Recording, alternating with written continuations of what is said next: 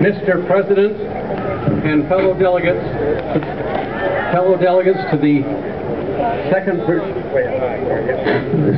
Virginia Convention of 1775. The most important question before this House is, should we arm and train our own Virginia militia so that Great Britain will no longer have any excuse for sending troops into our colony under the pretext of protecting us and taxing us to support them?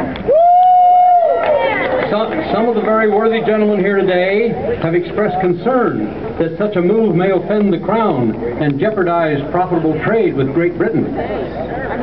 Sir, no man thinks more highly than I do of the patriotism as well as the abilities of the very worthy gentlemen who have just addressed this House.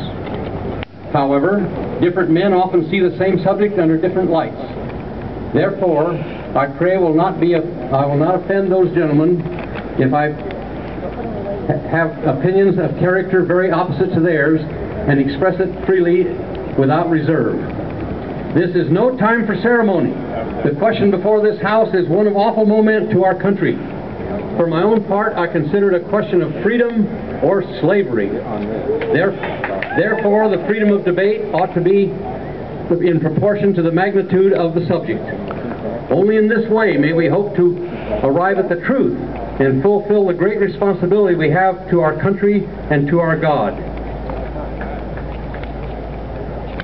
If I should keep back my opinions at such a time as this, through fear of giving offense, I would consider myself guilty of treason to my country and disloyalty to the majesty of heaven, which I revere above all earthly kings.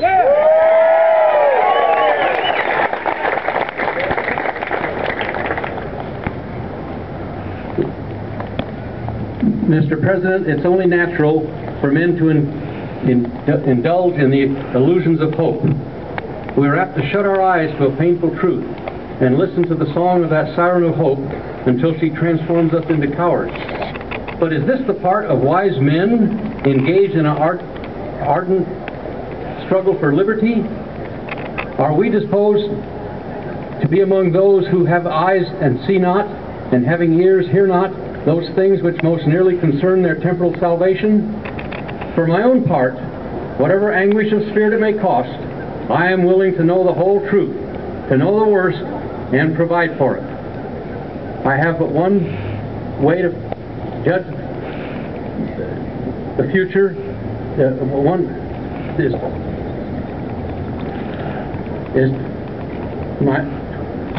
I have one way to... Love it, Jack!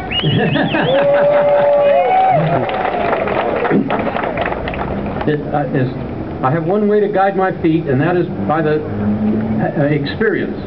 I know of no way to judge the future but by the past. And judging by the past, I wish to know what there has been in the conduct of the British ministry during the last 10 years which would justify those hopes with which the gentlemen are so pleased to solace themselves and this House.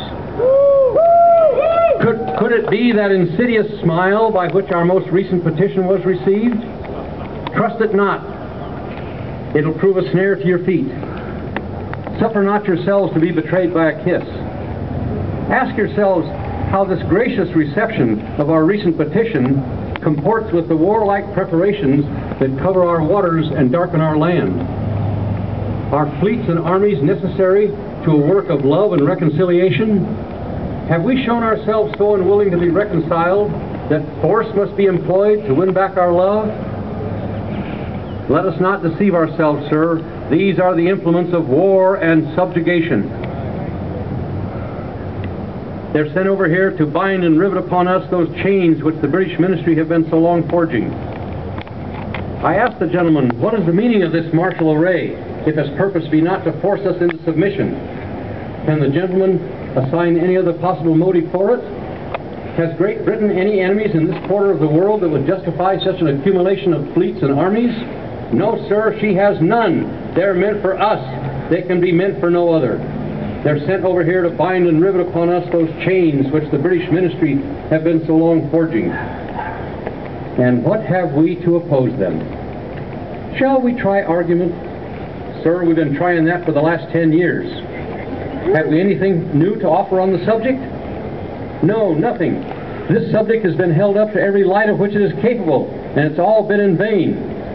Shall we resort to entreaty and humble supplication? What terms shall we find that have not already been exhausted? Let us not, I beseech you, sir, deceive ourselves longer.